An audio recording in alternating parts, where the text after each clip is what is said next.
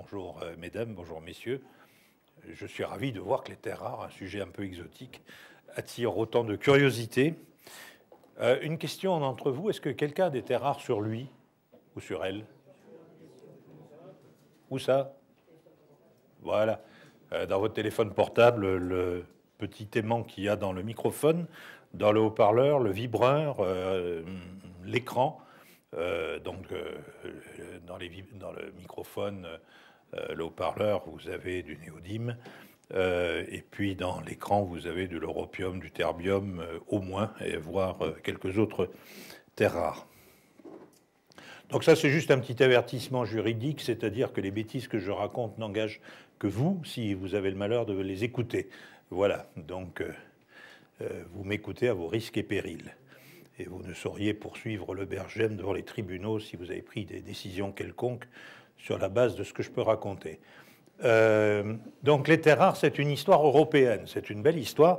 Je vais essayer de la raconter brièvement. Ça commence à la fin du XVIIIe siècle, quand un lieutenant de l'armée suédoise, Arrhenius, un jeune lieutenant, était stationné sur les îles, les nombreuses îles qui forment l'archipel au large de Stockholm, en bordure de la Baltique.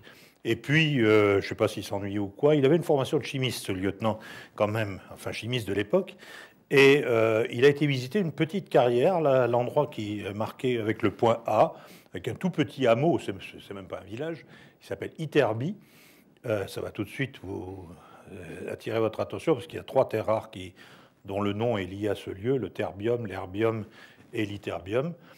Donc il est allé dans cette carrière, et puis dans cette carrière, cette petite carrière-là, il a observé un minéral noir d'aspect métallique très dense, et il n'avait pas la moindre idée de ce que ça pouvait être, et il a transmis ça à un ami à lui, un chimiste finlandais, Gadolin, qui l'a analysé et mis en évidence un oxyde, parce qu'à l'époque, on était bien incapable de sortir les éléments des terres rares, mais il y a détecté un oxyde inconnu qu'il appelait céria. À l'époque, les chimistes appelaient les oxydes les terres, les alcalino-terreux pour ceux qui ont fait de la chimie. Un terre, c'était le terme qui désignait les oxydes pulvérulents, souvent blanchâtres, de différents métaux. Et donc, terre, et puis rare, parce que c'était quelque chose d'effectivement très rare. Ce type de minerai est peu courant, et donc on appelait ça des terres rares. Mais en fait, c'est ni terreux, il s'agit de métaux, ni rares, parce qu'on en trouve, vous allez le voir, on en trouve aujourd'hui à pas mal d'endroits. Alors, ce sont de très belles pages pour l'histoire de la chimie française, qui a connu ses heures de gloire au XIXe siècle, au XXe siècle, et il en est né une entreprise qui aujourd'hui a été intégrée dans le groupe Solvay, qui est Rhodia. Nous avons la chance d'avoir en France un leader mondial de la chimie séparative des terres rares, parce que c'est extrêmement compliqué. Vous allez voir que les terres rares, les 16 vraies terres rares, parce que vous allez voir qu'on en compte tantôt 15, tantôt 16, tantôt 17, il y a 16 véritables terres rares qui sont toujours intimement mélangées dans les minerais, et donc pour les séparer les unes des autres, c'est extrêmement difficile, parce que la couche externe, la couche électronique externe comporte 3 électrons, donc les propriétés chimiques des terres rares sont extraordinairement voisines les unes des autres, et donc il faut recourir à des astuces assez élaborées en hydrométallurgie pour arriver à les séparer. Le procédé n'a été inventé que au XXe siècle. Donc, alors, en France, Paul-Émile Lecoq de Bois-Baudran a été l'inventeur du samarium et du dysprosium. C'est un grand maître, un grand génie de la spectroscopie optique. Et puis, plus tard, Georges Urbain, l'école de chimie de Paris, a découvert le lutécium et créé une société qui s'appelait la Société des produits chimiques des terres rares, avec une usine à Cerquigny dans l'Eure, qui existe toujours, parce que c'est une usine où par la suite on a développé le Rilsan, qui est une fibre synthétique. Et cet aspect, aujourd'hui, c'est une usine du groupe Arkema, mais l'activité terres rares, donc, qui a commencé à se développer dans les années 20 du siècle dernier, pour fabriquer ce qu'on appelle le miche-métal. C'est un mélange de cérium, un mélange impur de cérium et d'autres terres rares, qui sert essentiellement à faire des pierres à briquet. Il faut savoir que les premières applications des terres rares, alors qu'on ne savait pas bien les séparer encore, C'était en Autriche, c'était le baron Auer von Welsbach, à la fin du 19e siècle, qui a trouvé comment on faisait des pierres à briquet avec des terres rares. Et puis, surtout une invention qui a révolutionné l'Europe à l'époque, que beaucoup ont perdu de vue, c'est le manchon à gaz. Le manchon à gaz qu'on trouve encore dans les camping-gaz, etc. Là, cette luminescence intense, c'est pas la flamme du gaz, parce que une flamme de gaz, c'est bleu, ça éclaire pas des masses. Donc, si on veut que ça éclaire, il faut la mettre dans un manchon, et ce manchon, il est tout bêtement imprégné d'oxyde de cérium et avec un peu d'oxyde de thorium, et c'est ça qui génère cette luminescence blanche extrêmement intense qui fait que ça éclaire. Donc ça a été une invention qui a révolutionné l'Europe. Donc c'est les Autrichiens qui ont été, je dirais, les vrais inventeurs, mais les Français ont suivi d'une longueur. Et donc cette usine de Cerquigny s'est un peu développée sur la même ligne que les Autrichiens. Et l'entreprise autrichienne qui a développé ses premières applications, etc., existe toujours, c'est Treibacher. Donc l'usine, la production de terres rares de l'usine de Cerquigny a été transférée à La Rochelle, hein, où il y a toujours une usine, une des rares usines au monde de séparation hydrométallurgique des terres rares, hein, et elle existe toujours à La Rochelle, et donc aujourd'hui c'est dans les mains du groupe Solvay, mais toujours sous le nom de Rhodia. Le nom de Rhodia a été conservé, et Rhodia est un leader mondial, un des rares leaders mondiaux dans ce domaine de la chimie séparative des terres rares, et c'est une clé stratégique dans le domaine de l'industrie des terres rares. Alors que sont les terres rares? J'expliquais que leur histoire remonte à la fin du XVIIIe siècle, mais vraiment le passage à l'échelle industrielle de la séparation individuelle des terres rares, elle est très liée à l'histoire du projet Manhattan, c'est-à-dire au développement de la bombe atomique lors de la Seconde Guerre mondiale, où on a donné aux chimistes qui, à l'époque, travaillaient au laboratoire d'Ames, dans l'Iowa, carte blanche pour trouver le moyen de faire la séparation des actinides et enrichir l'uranium et le plutonium. Alors, si jamais on vous demande ça, ce que j'espère que non, soyez prudents et faites-vous les mains sur les lanthanides qui ont des propriétés très voisines des actinides. C'est plus prudent sur les lanthanides parce qu'ils ne sont pas radioactifs. Et c'est donc exactement ça qu'ont fait les physiciens et les chimistes américains. Alors, les terres rares, ce sont les 15 éléments du groupe des lanthanides, qui sont l'avant-dernière ligne du tableau de Mendeleïev. Mais en fait, c'est un éclaté de la troisième colonne du groupe du tableau de Mendeleïev. Ce sont les éléments du groupe 3. Ils sont tous trivalents, à l'exception de l'europium qui peut être bivalent. Et du cérium, c'est ça qui peut occasionnellement prendre une valence 4. Mais en principe, ils ont tous 3 électrons. Et alors, on y rajoute l'yttrium, qui a des propriétés très voisines.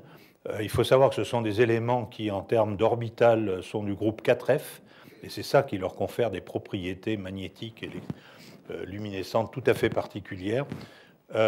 Donc l'yttrium a des propriétés comparables, c'est aussi un élément du groupe 4F.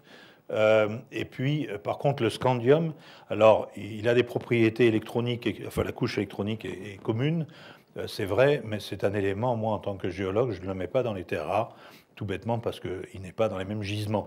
Donc, dans les minerais de terres rares, vous avez invariablement les 16 terres rares mélangées entre elles, avec des proportions différentes, on va le voir. Mais le scandium est à part, c'est tout à fait d'autres gisements. Donc, la géochimie du scandium n'a pas grand-chose à voir avec celle des terres rares. Voilà, donc ça, je l'ai dit.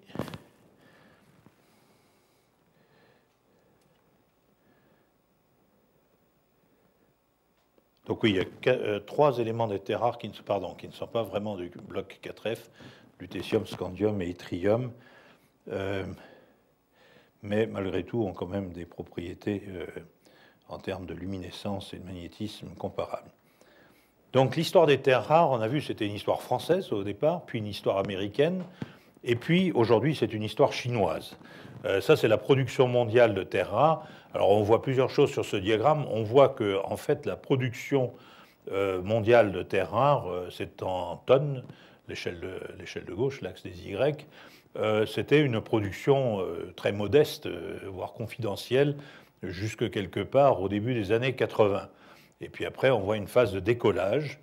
Et on voit une phase importante de production américaine en bleu pâle qui s'est mis à décliner tout d'un coup.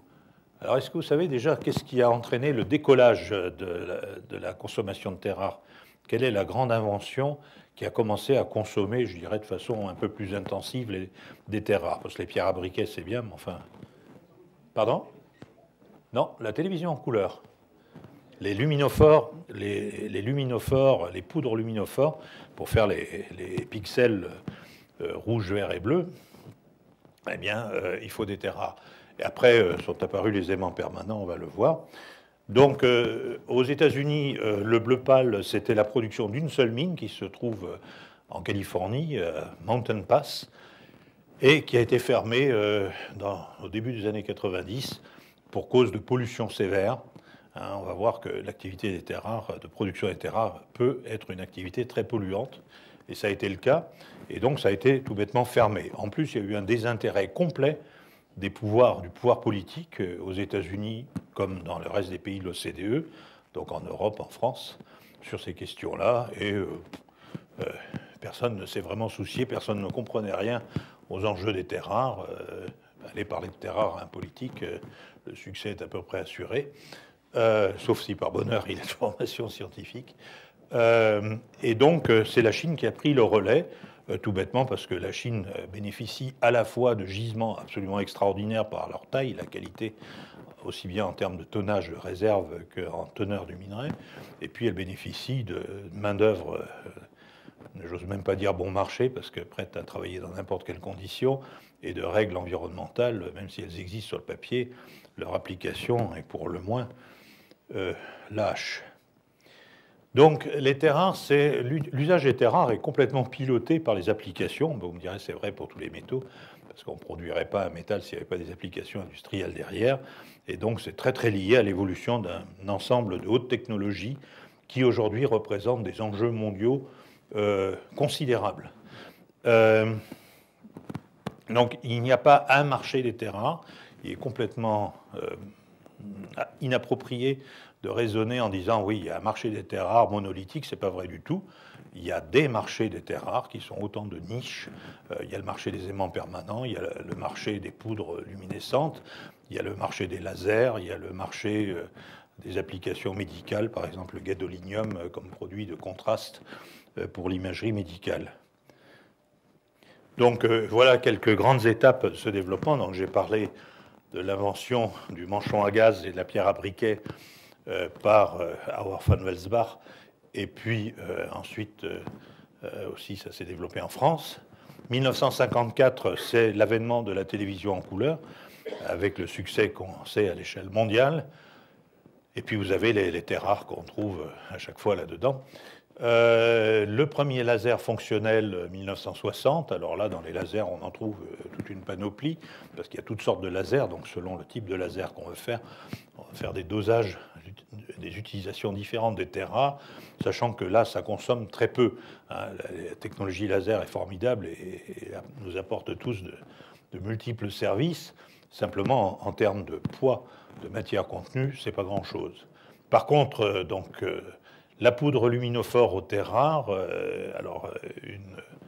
un événement important, c'est en 1978 la découverte par Philips de l'utilisation des terres rares pour faire les poudres dites triphosphores qu'on trouve aujourd'hui dans les tubes néons et dans les ampoules fluorescentes compactes qu'on a chez nous. L'éclairage à économie d'énergie, aujourd'hui c'est obligatoire, je pense qu'on est en phase de disparition de l'ampoule à filament tungstène. Et puis 1982, c'est la découverte des aimants permanents néodyme fer-bore comme le matériau magnétique le plus performant disponible aujourd'hui à l'échelle industrielle. Il y a d'autres substances magnétiques existant à l'échelle du laboratoire, le nitrure de fer par exemple, mais ce sont encore des choses qui sont des produits utiles au niveau du laboratoire et qui n'ont pas encore démontrer leur possibilité de production industrielle à grande échelle. Alors vous savez pourquoi les aimants au néodyme fer-bore se sont développés initialement? Et où? Pardon? Non, c'est après. Non, c'était aux États-Unis que ça se passe, c'est General Motors. Une voiture américaine des années 50, rappelez-vous, c'est 2 tonnes d'acier, des portières larges comme ça. Vous savez pourquoi les portières étaient larges comme ça? Ben parce que vous pouviez déjà pas, dans les années 50, fabriquer une voiture en demandant à un Américain de tourner une manivelle pour ouvrir la vitre. Mais, quand même. Donc il fallait un moteur électrique. Donc le moteur électrique, il marchait avec un aimant Alnico. Vous allez voir la différence de taille entre un aimant Alnico à puissance magnétique comparable et un aimant néodyme-Fairborn. Ça n'a rien à voir. Donc à un moment donné, dans l'industrie automobile mondiale, la course permanente, c'est la réduction de poids et l'efficience énergétique. C'est une tendance lourde dans l'industrie automobile depuis fort longtemps. Donc il y a des ingénieurs de General Motors qui ont dit « Ah, on a une idée géniale, on a trouvé un matériau magnétique qui va permettre de réduire la taille des moteurs électriques et donc l'épaisseur de la portière. Et là, on gagne des dizaines, voire des centaines de kilos d'acier dans la voiture. Et ça a été génial. Ça a été la division de General Motors qui s'est appelée Magnequench. Ça a très bien marché, sauf que General Motors, c'est un grand groupe. Et puis un jour, dans l'état-major, on se dit oh, c'est quoi cette filiale, là, ce petit truc et tout. Les gens n'ont pas fait gaffe et ils ont rendu ça aux Chinois. Et contre l'engagement sur l'honneur de la Chine de laisser l'usine aux États-Unis pendant 5 ans. Et la Chine a dû respecter cet engagement pendant 5 ans et 3 jours environ. Aujourd'hui, c'est un élevage. Aujourd'hui, les murs existent toujours. Et c'est un truc pour garder les chiens et les chats. Et voilà. Il y a un film qui a été fait par un journaliste français qui est remarquablement bien fait sur l'extraordinaire aventure des terres rares. Et donc dans la plus grande indifférence politique. C'est-à-dire qu'on a laissé filer la propriété intellectuelle. Le cœur, le nerf de la guerre, c'est pas la matière première, c'est la propriété intellectuelle. Parce que moi, on me donnerait un tas de dysprosium, un tas de néodyme, 2 ingrédients qui rentrent souvent dans la production des aimants, je ne saurais pas quoi en faire. Et ce n'est pas trivial d'arriver à en faire des aimants frités de la plus haute qualité. Alors les principaux usages aujourd'hui, les terres rares jouent un grand rôle dans la catalyse, donc on en trouve dans les pots catalytiques des voitures, hein, où elles jouent un rôle, je crois, c'est sur les NOx, les oxydes d'azote. La catalyse pour le craquage pétrolier, différentes applications pour le verre, notamment pour la teinture du verre. Le polissage, le cérium, l'oxyde de cérium est le meilleur agent de polissage qu'on connaisse aujourd'hui. Donc les vitres de votre voiture, les vitres de la mienne, sont polies avec de l'oxyde de cérium. Les batteries nickel-métal hydrure qu'on trouve notamment dans les véhicules hybrides, hein, donc les voitures classiques, c'est la batterie au plomb. Et puis dans les voitures hybrides, on trouve des grosses batteries nickel-métal hydrure, et là, il y a du lantane, entre autres. Les aimants permanents, les poudres luminophores, et puis les céramiques haute résistance et diélectriques, largement utilisées dans l'industrie électronique. Alors voilà, par exemple, une voiture, alors c'est la vôtre, c'est la mienne, hein, c'est une voiture quelconque, parce que même une voiture d'entrée de gamme, vous avez une idée ici des terres rares qu'on met en œuvre dans l'industrie automobile aujourd'hui, et pour en faire quoi, à quel endroit. Et vous voyez qu'il faut entre 5 et 8 terres rares pour fabriquer une voiture, fût-ce une Clio modeste ou une plus grosse, peu importe. Il y a des terres rares qui sont indispensables à l'industrie automobile, mais à l'industrie aéronautique, etc., on en trouve partout. Alors ça, c'est la répartition, sachant que la production mondiale tourne autour de 130-140 000 tonnes d'oxyde, on parle en oxyde de terres rares par an, donc ça vous dit à peu près quels sont les principaux usages en termes de masse, et donc sans grande surprise, c'est la catalyse et puis les aimants permanents, suivis d'assez près par les agents de polissage, et que c'est assez équilibré. Alors, question à propos, c'est transformé où? Parce qu'on nous parle beaucoup, hein, dans la presse, dans les médias, des terres rares. C'est un sujet tendance depuis 2-3 ans. Et puis, on a l'impression que c'est vital pour l'Europe. J'en entends beaucoup parler. Yves Mayerfeld indiquait que la Commission européenne a mis en place une espèce de réseau européen des compétences en matière de terres rares. Mais quand on regarde où est-ce que c'est mis en œuvre industriellement, ça ne se passe pas beaucoup chez nous. Parce qu'aujourd'hui, on n'a pas beaucoup de brevets dans ce domaine. On a laissé filer tout ça. Et donc, ça se passe aujourd'hui largement en Asie, largement en Chine, et puis aussi au Japon, avec des enjeux stratégique considérable.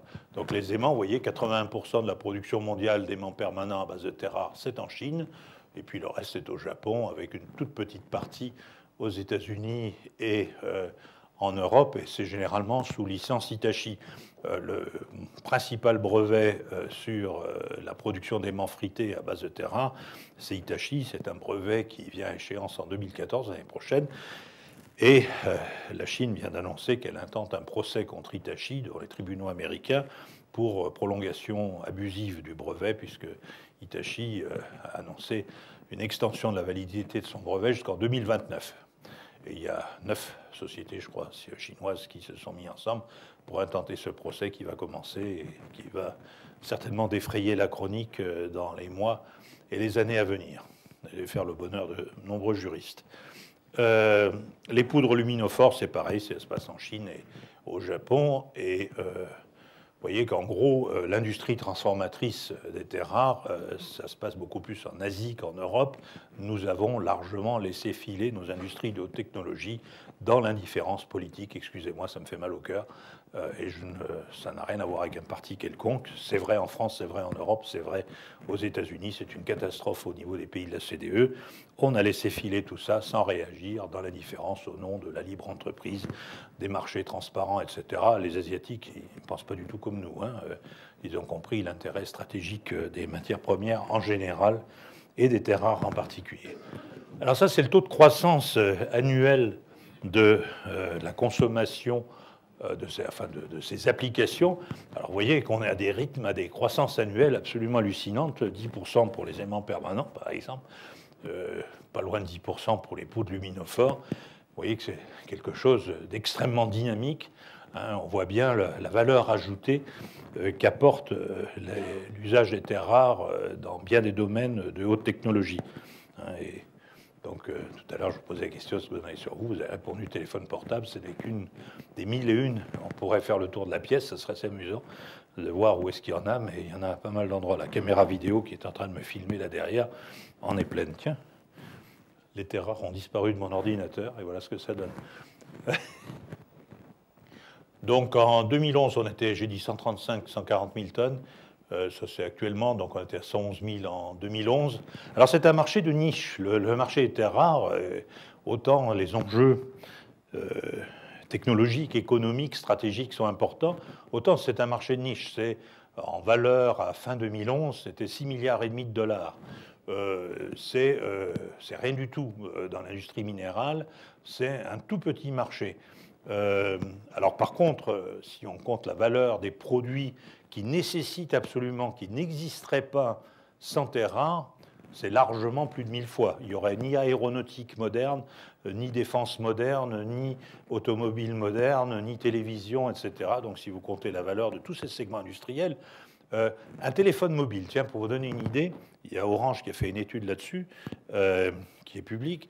La valeur totale des matières premières dans un téléphone, un smartphone moderne, c'est 1 dollar ou 1 euro, comme vous voulez. C'est-à-dire rien du tout. Sauf que, et il y a 60 éléments du tableau de Mendeleïev dans un téléphone moderne, en comptant l'oxygène, l'azote, etc.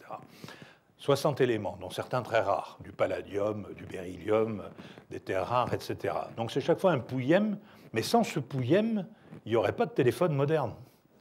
Il faut bien savoir, donc ce n'est pas la valeur du produit, c'est le côté, la fonctionnalité qu'apportent ces matières premières qui est considérable. Alors regardez par rapport à l'industrie du minerai de fer, ça c'est 298 milliards de dollars par an, 92% de la masse totale de métaux qu'on produit sur la planète année après année, c'est du minerai de fer.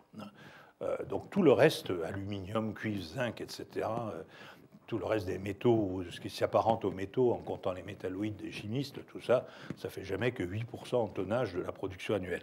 Donc marché de niche. Alors ce qui explique aussi que les grands groupes miniers comme Rio Tinto, BHP, Vale, etc., qui sont très connus dans le fer, dans les métaux non ferreux, s'intéressent absolument pas aux terres rares. Parce que pour eux, c'est très compliqué, ça demande des technologies très particulières, donc ça ne les intéresse pas. On va retrouver des sociétés dont les noms sont souvent fort peu connus du grand public, à l'exception de Rhodia, parce que c'est français. Voilà. Alors c'est un marché très segmenté. J'ai montré que c'était largement dominé par la Chine et le Japon, et ça n'est pas prêt de changer du jour au lendemain. Les informations disponibles sur ce monde merveilleux et passionnant des terres rares sont limitées. Aujourd'hui, un certain nombre d'entreprises, celles qui sont cotées en bourse, ont des obligations de publication d'informations, et c'est ce qui alimente tous les analystes, y compris moi-même. Par contre, il se passe des tas de choses qui ne sont pas documentées, tout bêtement parce que c'est financé par des fonds propres, par exemple, d'entreprises. Quelques-uns des plus gros projets à venir en matière de terres rares sont très mal documentés. Ça se passe au Groenland, un gisement qui s'appelle Kringlerne, qui est dans les mains d'une société australienne qui n'est pas cotée en bourse et qui s'appelle Tambrise.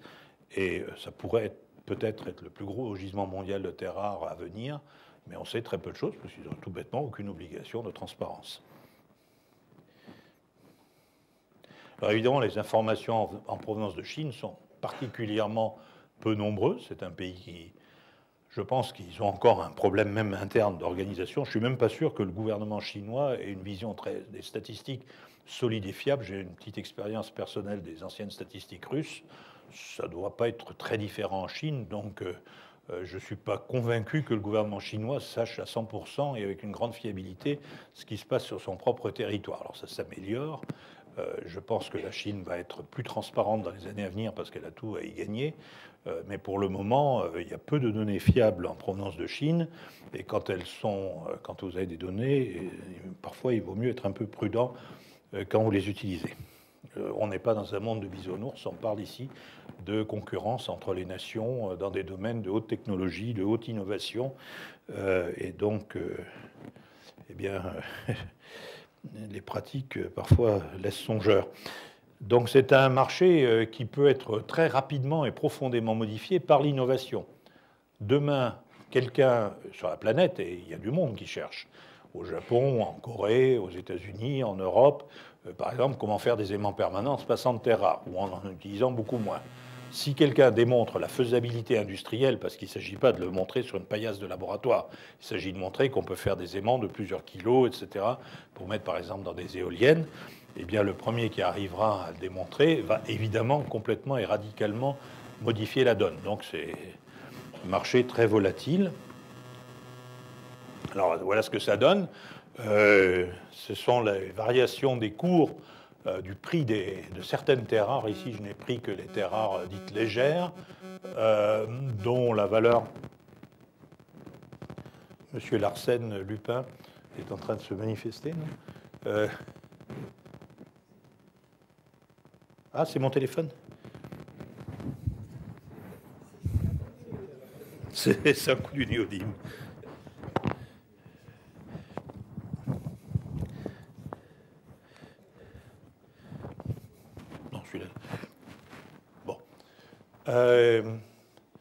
Faites-moi signe si c'est trop pénible. En 2011, il y a eu une flambée des cours des terres rares qui est à peu près sans précédent dans l'histoire des métaux, qui pourtant est riche de volatilité. Les cours des métaux ont souvent des creux et des bosses spectaculaires, mais ici, on a carrément une multiplication par 70. Alors c'était lié à un ensemble de facteurs. Fin 2010, la marine japonaise a raisonné un chalutier chinois en mer de Chine, capturé l'équipage. Ils ont très rapidement relâché les marins, mais ils ont gardé le capitaine au frais quelques jours. En représailles, la Chine a stoppé net ses exportations de terres rares à destination du Japon. Or, le Japon, pays riche en industrie de haute technologie, est très dépendant de la Chine comme fournisseur de terres rares. Donc, et puis la Chine aussi a entrepris un vaste programme de mise en ordre de son industrie des terres rares pour réduire les exploitations illégales, notamment dans le sud de la Chine, et puis aussi pour réduire les impacts environnementaux de l'industrie des terres rares. Donc, un ensemble de facteurs font que, plus évidemment la spéculation habituelle sur les matières premières, fait qu'il y a eu un embrasement, je ne sais pas quel terme on peut trouver, pour une pareille évolution et aussi rapide des prix. Alors depuis, le soufflet est retombé, mais avec un niveau quand même nettement plus haut que ce qu'il était avant. On est quand même 7-8 fois au-delà de la moyenne des prix de la période, mettons 2000 à 2010. Et puis on est même dans une phase de relatif redémarrage. On est reparti, semble-t-il, vers une hausse. Alors jusqu'à quand et où, je ne sais pas. Alors les aimants permanents, parler un petit peu des aimants permanents, ben voilà l'évolution de la taille en grandeur réelle, c'est à l'échelle de la taille des aimants permanents, donc l'aimant Alnico, technologie classique des années 40-50, et puis tout en haut, l'aimant néodyme Fer-Bor, hein, tout ça à puissance magnétique identique. Alors vous voyez tout de suite la miniaturisation que ça permet. À gauche, vous avez un moteur de 500 chevaux avec moteur à induction, bobinage cuivre classique. Et puis à droite, vous avez la même chose, la même puissance, 500 chevaux, mais ce coup-ci avec un moteur à entraînement asynchrone, à aimant permanent terre rare. Vous voyez tout de suite, ça évoque, la compacité, la simplicité. Parce que mécaniquement, les moteurs à terre rare ou les génératrices, on va voir le cas des éoliennes, sont techniquement plus simples, pas technologiquement, mais techniquement. Alors, dans cette affaire d'aimant permanent, il y a un élément qui joue un rôle particulièrement important. Les terres rares sont stratégiques, mais il y a des terres rares qui sont bien plus stratégiques que d'autres, et vous allez voir pourquoi. Alors, un parfait exemple, c'est le dysprosium.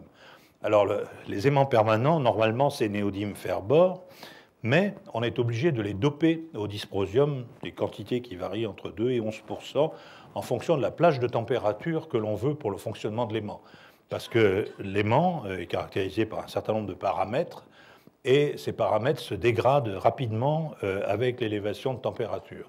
Or, par exemple, dans une éolienne, vous avez toujours un peu de frottement, des forces qui entraînent des échauffements, et on est obligé de rajouter 4% de dysprosium dans l'alliage magnétique pour garantir un fonctionnement à une plage de température acceptable sans perdre les capacités, les propriétés magnétiques de l'aimant permanent.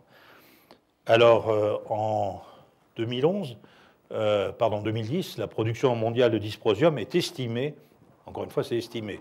Rien que pour la Chine, selon les auteurs, on estime entre 10 et 30% la proportion de production illégale et d'exportation tout aussi illégale à partir de la Chine, histoire de vous montrer ce que valent les statistiques officielles. Évidemment, quand c'est des productions et des exportations illégales, personne ne sait quelle est la réalité des chiffres. Donc, en 2010, on a produit 1600 tonnes, et avec ça, on peut faire 70 gigawatts de capacité de production électrique à partir d'éoliennes à aimant permanent. Alors, on fait des éoliennes en se passant d'aimant permanent, il y a différentes technologies. Et il y a bien entendu de nombreux usages concurrents des aimants permanents. Je vais parler du téléphone mobile. Les disques durs, par exemple. Dans les disques durs, vous avez 2 aimants permanents. Et puis, ainsi de suite, il y en a partout. Alors, si 20% de la capacité annuelle de production mondiale d'éoliennes devait venir d'éoliennes à type génératrice synchrone à aimant permanent, avec la technologie actuelle, il faudrait 460 tonnes de dysprosium supplémentaires en l'état actuel des technologies. Rien ne dit qu'en 2030, on fera encore des aimants permanents, on mettra encore des aimants permanents à base de terres rares dans les éoliennes. Peut-être on fera des éoliennes supraconducteurs, enfin avec des génératrices à supraconducteurs. C'est une piste qui est explorée. Je ne sais pas encore si ça marchera pas, mais enfin, il y a de nombreuses options technologiques sur la table.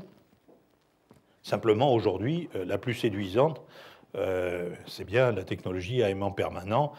Pourquoi? Parce qu'une éolienne classique à induction, c'est un moteur asynchrone, c'est-à-dire que la pale de l'éolienne, quand il y a beaucoup de vent, tourne, mettons, maximum 20 tours minute, et elle doit entraîner une génératrice à bobinage en cuivre qui, elle, doit tourner à 1500 tours minute pour une production optimale de courant. Donc, qu'est-ce qu'il faut entre les deux? Une boîte de vitesse. Et la boîte de vitesse, c'est mécaniquement une horreur, c'est très complexe, c'est très fragile. Une éolienne, ça a des vitesses qui varient en permanence, donc évidemment, la boîte de vitesse reçoit des à-coups. Et quand vous imaginez qu'aujourd'hui, les plus grosses éoliennes qu'on commence à installer en offshore, c'est 6 mégawatts, donc c'est des sacrées bêtes. et qu'il faut envoyer l'hélico, l'équipe, pour aller réparer l'éolienne en panne au large d'Ouessant, et que manque de chance, il y a un vent de force 8, je ne vous raconte pas l'étendue du désastre. Alors, donc, solution, c'est des entraînements directs, donc plus de boîte de vitesse, on élimine une des sources principales de fragilité de l'éolienne, donc des coûts de maintenance beaucoup plus bas, une plus grande facilité d'entretien, et ça joue un rôle fondamental, surtout pour les éoliennes en domaine offshore. En onshore, c'est moins grave parce que l'accès est plus facile, mais même là, quand même, la fréquence des pannes est beaucoup plus grande sur les boîtes de vitesse. C'est la boîte de vitesse que celles qui n'en ont pas. Donc, il y a aussi besoin d'autres métaux. Il faut savoir que par mégawatt de capacité de production électrique, donc il faut, si c'est des éoliennes à aimant permanent, il faut par mégawatt 600 kg en moyenne, hein, il y a des chiffres qui diffèrent un peu, d'aimant permanent par mégawatt de capacité de production. Dans les 600 kg, vous avez 24% de néodyme et environ 4% de dysprosium. Donc ça vous donne une ordre d'idée. Mais il faut aussi du cuivre. Alors là, vous avez estimations entre 6 et 10 tonnes de cuivre. Ça, c'est en comptant les réseaux de raccordement, parce que c'est bien de construire des éoliennes, mais encore faut-il construire en même temps des réseaux pour les raccorder. Et puis une bonne centaine de tonnes de fer, entre 100 et 150 tonnes de fer par mégawatt de capacité installée. Alors, si on regarde les projections à l'horizon 2030, il y en a de disponibles par l'Agence internationale pour l'énergie, par le Global Wind Energy Council. Ça ferait à peu près 670 000 tonnes de cuivre. C'est quand même 4% de la production mondiale de cuivre. C'est pas rien. Hein, c'est 1% de la production mondiale d'acier. Alors, c'est bien parce que ça se recycle. Sauf qu'il faut attendre 20 ans. Donc ça rajoute quand même à la demande mondiale pour les métaux, et ça illustre bien le fait que les énergies renouvelables, on déplace en partie un problème, qui est celui de la génération d'énergie, vers un autre problème, qui est la production de métaux. Laquelle production de métaux, accessoirement, nécessite de l'énergie. Aujourd'hui, on consomme 8% d'énergie mondiale pour extraire et produire les métaux dont l'humanité a besoin. Un ordre d'idée. Alors, d'ici 2035, il faudrait installer, d'une manière générale, pratiquement 6000 gigawatts de capacité nouvelle de production électrique, toutes technologies confondues. Plus encore la partie que je n'ai pas calculée, qui doit être à peu près un tiers des capacités existantes, qui seront en fin de vie. En gros... 20, 30 ans pour une installation de production électrique, quelle qu'elle soit, c'est déjà pas mal. Bon, les centrales nucléaires, on essaie de les faire durer un peu plus longtemps. Je ne sais pas si c'est une très bonne idée. Mais enfin bon. Donc il va bien falloir remplacer tout ça. Donc ça vous donne un ordre d'idée des enjeux. Si pour l'éolien, on pourrait passer de 238 gigawatts, c'est ce qui est installé à l'échelle mondiale actuellement, à 1098 en 2035, dont 175 installés en offshore. Et ça, c'est le scénario dit de croissance modérée, publié par l'Association mondiale pour l'énergie éolienne, ce qui ferait à peu près 96 gigawatts par an à l'horizon 2030. Et si on prend l'ensemble du dysprosium, je disais tout à l'heure, on est à 70 gigawatts. Donc il y aura un gros problème sur la demande en dysprosium si les technologies n'évoluent pas.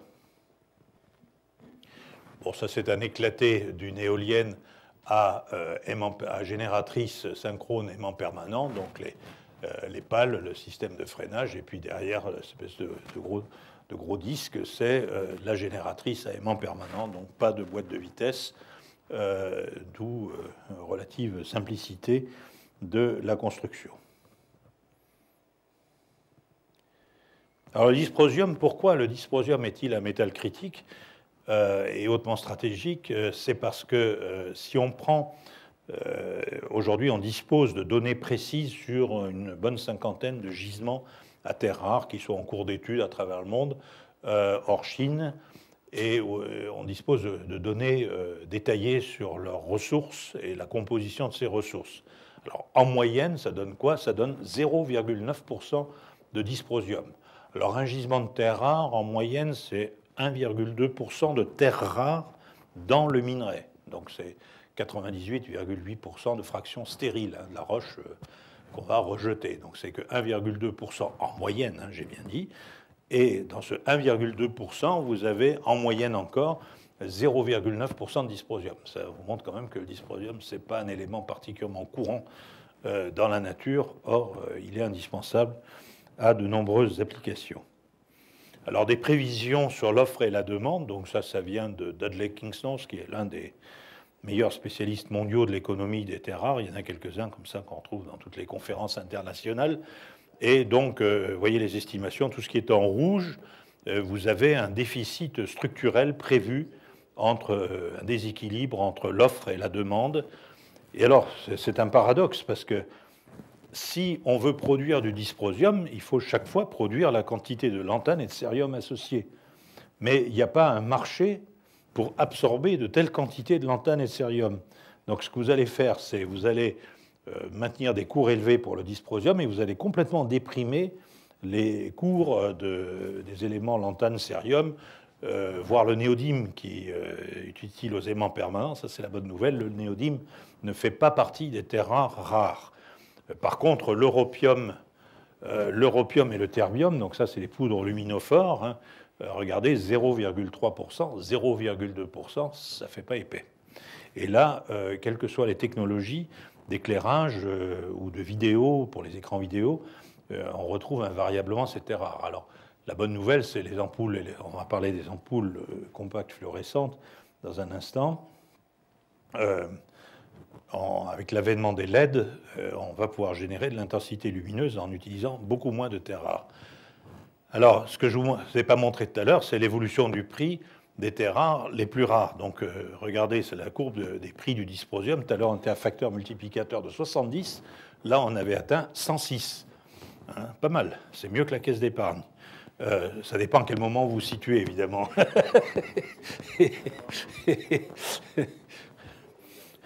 C'est pour ça qu'il y avait cet avertissement au début. Alors, d'où vient le dysprosium en particulier? Alors, le problème, c'est que la production mondiale de dysprosium vient à 99% de l'exploitation de ce qu'on appelle les argiles ioniques à terre rare, qui sont des espèces de latérites formées sur des roches préalablement déjà enrichies en terre rare, et on trouve ça dans le sud de la Chine. C'est des espèces de sols tropicaux où se sont enrichies les terres rares lourdes.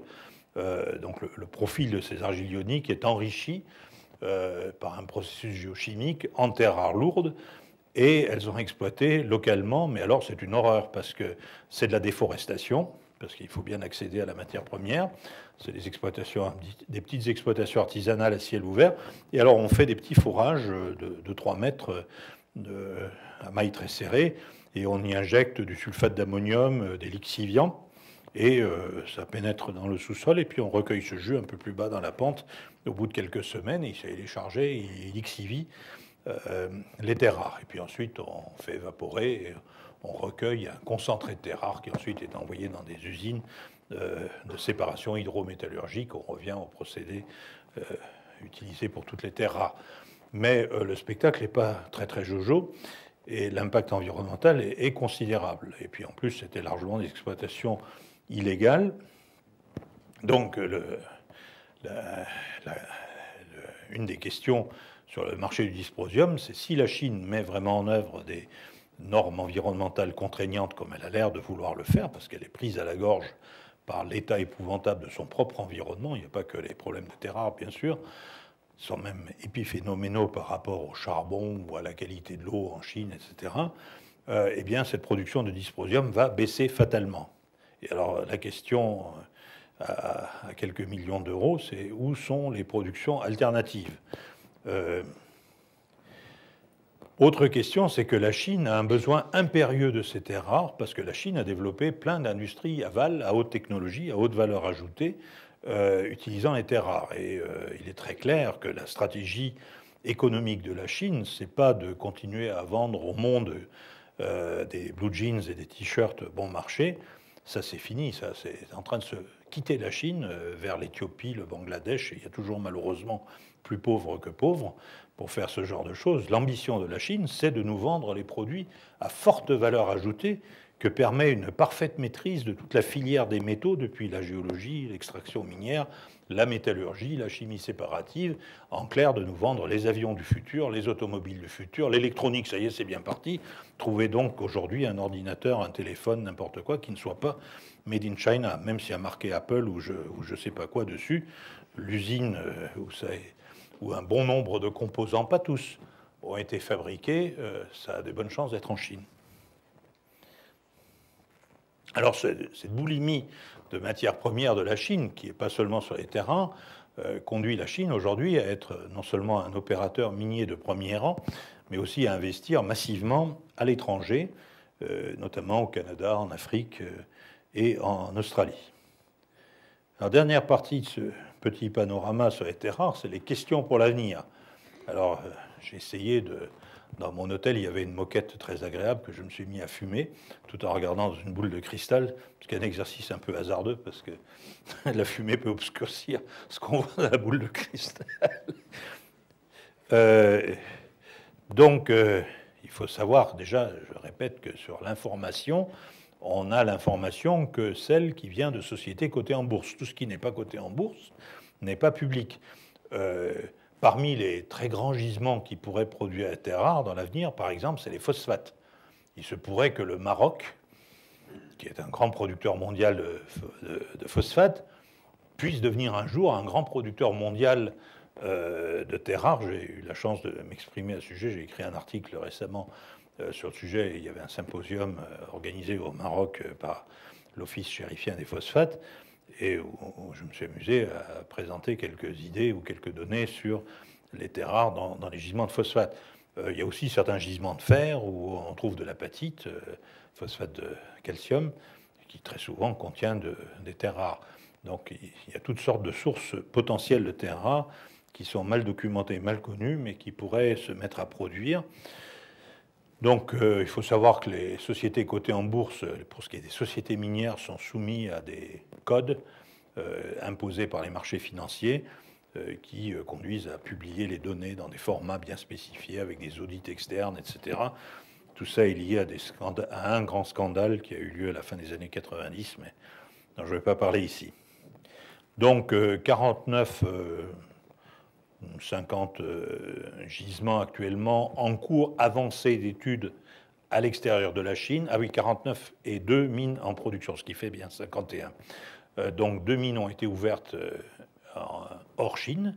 Donc la fameuse mine des États-Unis a été modernisée et réouverte, celle qui avait été fermée pour des raisons environnementales, Mountain Pass, qui appartient à la société Molycorp. Et puis, en Australie, là, c'est l'ouverture complète d'un nouveau gisement qui n'existait pas auparavant, qui s'appelle Mount Weld, et qui appartient à la société Lynas. Et l'usine, ce gisement est lié, apparié à une usine de séparation des terres rares sur technologie Rhodia, qui a été construite en Malaisie, à Gebeng, et qui est en cours de production. Donc là, ça va rajouter à peu près 20 000 tonnes de terres rares au marché, mais malheureusement, un tout petit peu seulement de dysprosium. Donc ce n'est pas la réponse. Ce n'est qu'une toute petite partie de la réponse. Donc peu d'informations sur les projets que les sociétés autofinancent. Et au Groenland, il y a un gisement qui intrigue beaucoup parce que c'est un monstre. Il s'appelle Kringlerne. Il appartient à une société australienne assez mystérieuse qui s'appelle Tambrise, qui est contrôlée par une holding enregistrée à Londres, je ne sais pas si vous voyez, et à laquelle certains pourraient soupçonner éventuellement des intérêts chinois. Mais bon. Donc il faut savoir qu'une partie des productions dites occidentales futures bénéficieront à l'économie chinoise. C'est ainsi la règle. Donc ça, c'est une carte avec les projets. Donc peu ou prou les 50, enfin plus ou moins les 51 projets, et puis quelques autres. Donc vous avez la position des mines chinoises, les pentagones représentant les sites en train de produire. Donc vous avez des projets en développement en Australie, Nolensbourg, Charlie Creek, DZP qui est Dubo Zirconia. qui sont en cours, je dirais, assez avancé. Vous avez plusieurs gisements aux États-Unis, au Canada. Vous avez des choses moins avancées, mais extrêmement importantes, donc au Groenland. Le plus gros gisement en termes de tonnage de réserve, mais malheureusement pas en termes de teneur en terres rares dites lourdes, en dysprosium notamment, se trouve à Kvanefjeld, pratiquement dans l'extrémité sud du Groenland.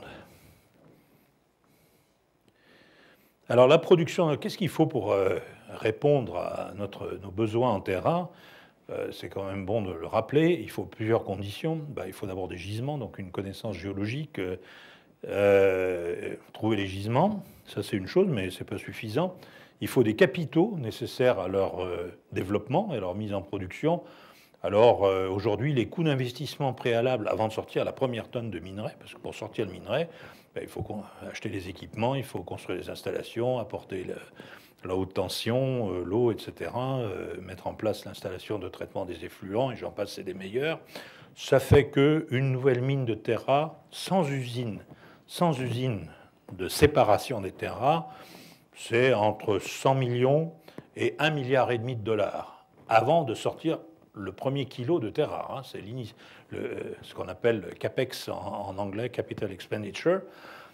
Et après, on parle de coûts opératoires, les coûts de production au kilo, à la tonne, comme on voudra. À ça, vous rajoutez encore quelques centaines de millions de dollars si vous voulez faire une usine de séparation. Donc on est quand même dans des choses très capitalistiques. Et là, c'est un gros problème. J'ai dit que la valeur totale de la production, c'était 6 milliards de dollars. Donc autant vous dire que les investisseurs, ils ne se précipitent pas. Quand vous montrez un projet, que vous dites il me faut 1,5 milliard de capitaux pour le démarrer, moi j'attends de voir qui c'est qui va les mettre. Parce que je crois à un projet quand je lis qu'il y a des accords qui ont été signés avec X, Y et Z, que le tour de table, comme on dit, s'est organisé, parce que là, vraiment, on peut envisager sérieusement que la production va démarrer. Tant que ce n'est pas le cas, on peut parler longtemps, faire de la publicité, des belles plaquettes. L'industrie sait faire ça très très bien. Donc, troisième condition, donc il faut un gisement, il faut des capitaux, il faut construire des usines de séparation, donc il faut trouver des gens qui ont le savoir-faire, ils sont extrêmement peu nombreux à travers le monde, qui veuillent bien vous licencier, vous donner et vous aider à construire l'usine. Donc eux jouent aussi, ces industriels-là jouent leur propre stratégie.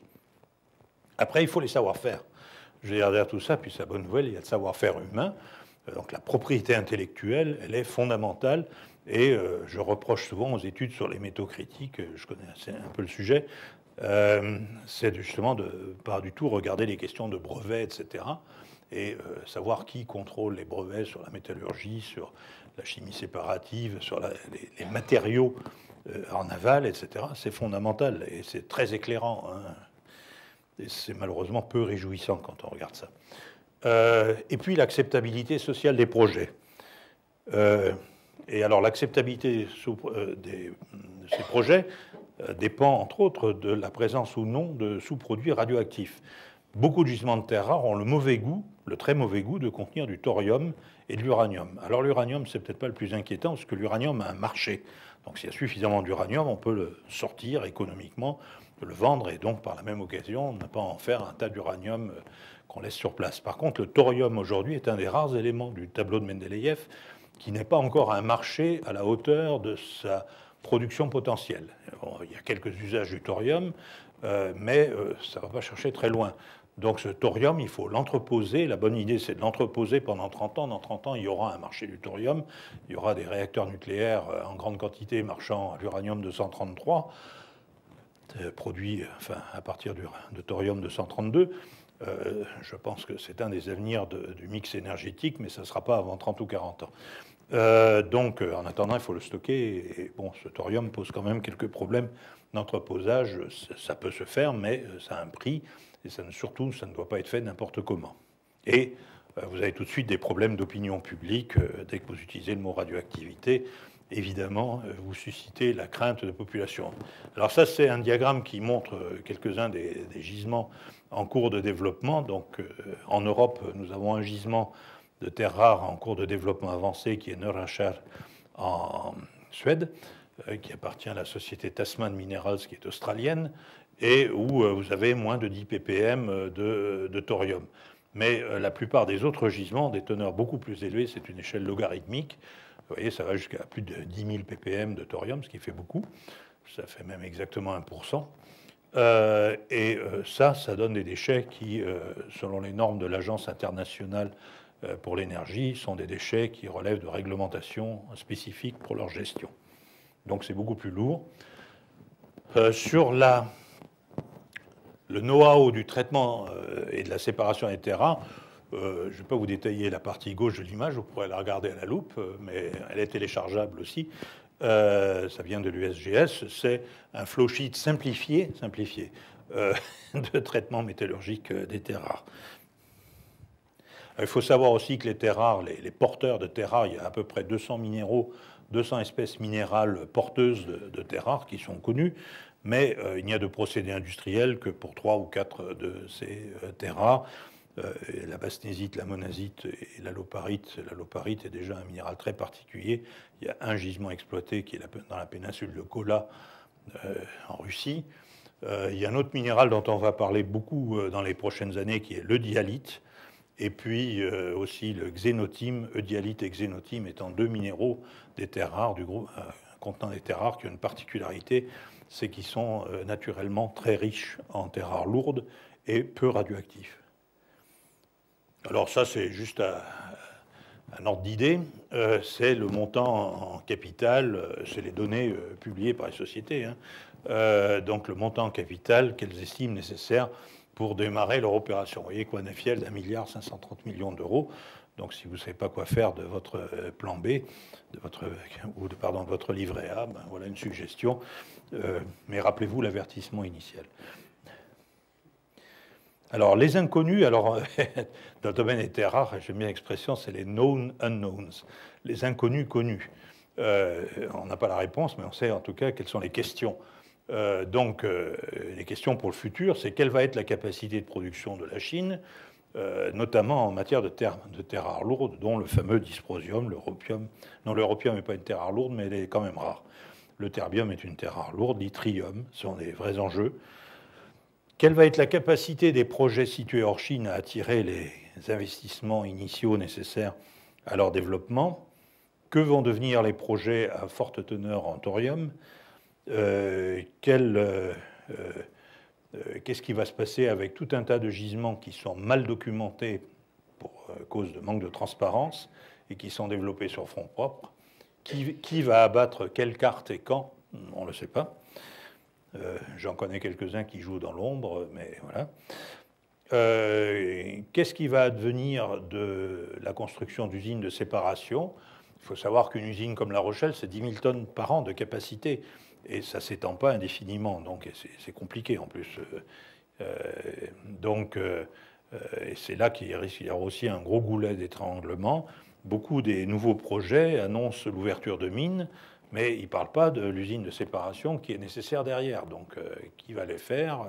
Comment ça va se passer? Il y a des rumeurs qui circulent qu'aux États-Unis, il pourrait se développer le concept d'une usine qui ferait de la métallurgie, enfin de la chimie séparative à façon. Donc, les producteurs pourraient y envoyer leurs minerais, payer les coûts de la séparation. Et bon, pourquoi pas? Peut-être qu'en Europe, quelque chose de similaire pourrait aussi se développer un jour. Et puis la question des brevets, donc la propriété intellectuelle qui aujourd'hui est bien verrouillée et solidement verrouillée à la fois par la Chine et le Japon, ce qui va quand même poser un problème pour tous les nouveaux entrants. Et puis les compétences, donc dans l'OCDE, aujourd'hui, je suis désolé, mais que ce soit dans le domaine de la mine, dans le domaine de la métallurgie, dans le domaine de la science des matériaux, je vois plus de têtes blanches que de jeunes. Enfin, encore que, là, je vois quelques jeunes. J'espère que vous allez vous précipiter sur ces domaines scientifiques si vous n'y êtes pas déjà. Mais on est plutôt dans une phase, dans tous les pays de l'OCDE, où on a perdu énormément de compétences absolument stratégiques et on ne s'est pas beaucoup soucié de les reconstituer. Donc en Europe, il y a une forte prise de conscience, mais récente. Donc ça a commencé en 2008 avec le lancement de l'initiative matières premières de la Commission européenne. Certains États membres aussi, l'Allemagne, qui a un programme national de recherche extrêmement ambitieux, qui est bien documenté. Il y a une plaquette d'une 40aine de pages sur les métaux de haute technologie, qu'ils ont d'ailleurs traduit en français pour encourager les coopérations bilatérales. Il y a un projet européen spécifique sur la métallurgie des terres rares qui vient d'être lancé, qui s'appelle Eurare, qui est piloté par l'Université technique d'Athènes, mais auquel participe tout un ensemble d'acteurs, dont le BRGM, entre autres. La mise en place toute récente par la Commission européenne d'un réseau de sachants des terres rares et tout. Donc j'ai l'honneur de faire partie du comité de pilotage. Nous nous réunissons, enfin le comité de pilotage, la première fois la semaine prochaine. Une diplomatie européenne des terres rares, donc visite de commissaires européens au Groenland, entre autres, signature de protocoles d'accord. Donc j'attends de voir un petit peu ce que concrètement va se passer derrière, parce qu'encore une fois, il faut jouer avec des centaines de millions de dollars et être prêt à prendre des risques industriels. C'est pas aussi simple que ça. C'est pas en allant se promener avec un marteau de géologue qu'on résout tous les problèmes. Beaucoup de recherches en cours, aussi bien au Japon, aux États-Unis, en Corée, sur comment faire pour se passer de terres rares. C'est une vraie question pour la science, hein, c'est comment on fait pour faire des écrans vidéo sans europium, sans terbium, de l'éclairage sans europium et sans terbium, des aimants permanents sans dysprosium, le néodyme, pas trop de soucis. Hein, donc, comment on fait pour réduire la consommation de terres rares et puis aussi pour recycler. Hein, donc, Rhodia a développé, fait de la recherche, nous avons participé à certaines d'entre elles, des procédés pour recycler, par exemple, les poudres luminophores contenues dans les tubes de néon et les ampoules de basse consommation. Donc ça, c'est le process coléoptère qui aujourd'hui est au point. Donc c'est recyclage de ces poudres luminophores. Il y en a 1 gramme par ampoule en moyenne et 60% de terres rares dans ce gramme. Donc multiplié par le nombre d'ampoules, ça fait une ressource absolument précieuse. Pareil pour le lantane dans les batteries nickel métal hydrure. Il y a aussi des travaux sur le recyclage des aimants permanents. Voilà, j'en ai terminé. Ça, c'est la page de pub pour le BRGM. Donc, si vous voulez documenter, il y a bien sûr d'innombrables sources d'informations, essentiellement en langue anglaise. Cela étant dit, nous maintenons au nom du gouvernement français, à la demande du gouvernement, du ministère de l'écologie, un site qui s'appelle mineralinfo.fr. Vous avez l'adresse ici. Vous pourrez télécharger notre revue que nous publions 2 fois par an, qui s'appelle Géosciences, à gauche. Le numéro 15, l'année dernière, à l'occasion de Rio + 20, était consacré à tout un ensemble d'articles sur différentes facettes des matières premières minérales dans un contexte de développement durable. Nous publions 10 fois par an une revue, tout ça est absolument gratuit, téléchargeable, une revue qui s'appelle Ecomine, qui est l'actualité mondiale de l'industrie minérale, des matières premières et tout. Et puis, donc, si vous voulez savoir ce que nous avons, qu'est-ce que nous savons aujourd'hui, enfin, plutôt ce que nous savions en 1992, parce que tout le développement de la connaissance du sous-sol français s'est arrêté avec la fin de l'inventaire minier national, mais toutes les données acquises entre 1975 et 1992 sont disponibles en ligne. Hein, quiconque peut aller voir précisément. Vous pouvez zoomer très précisément, voir les points d'analyse, les teneurs analysées, sachant qu'à l'époque, d'abord, les procédés analytiques n'étaient pas aussi sensibles qu'aujourd'hui, et 2, on n'analysait pas des éléments comme les terres rares en routine, ni l'indium, ni le germanium, ni le gallium, donc on regardait essentiellement, c'était l'attente des pouvoirs publics de l'époque, le cuivre, le plomb, le zinc, l'or, etc. Et puis, donc j'ai l'honneur de faire partie de l'équivalent du GIEC, mais pour les ressources naturelles, donc l'International Resource Panel, du programme des Nations Unies pour l'environnement. Et là aussi, vous avez un lien Internet où vous pouvez télécharger un ensemble de rapports dont certains ont trait aux métaux et aux matières premières. Un rapport sur qu'est-ce qu'on sait sur le stock de métaux existants hors sol dans l'humanité, hein, donc ce qu'on a déjà extrait et qui est physiquement présent dans nos infrastructures, nos biens de consommation, etc. C'est assez intéressant. Un autre sur l'état du recyclage. On recycle, il y a un tableau périodique des éléments colorés qui vous montre ce qu'on recycle à plus de 50% comme éléments, ou d'autres, et malheureusement, tous les métaux rares, c'est généralement des taux de recyclage de moins de 1%. Un autre rapport encore qui est sur l'impact des métaux tout au cours de leur cycle de vie. C'est un rapport tout récent qui a été rendu public en avril cette année.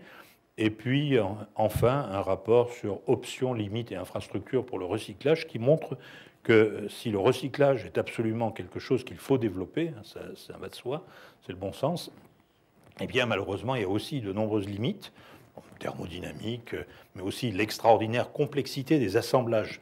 Un téléphone mobile contient plus d'or à la tonne ou plus de palladium qu'un minerai naturel.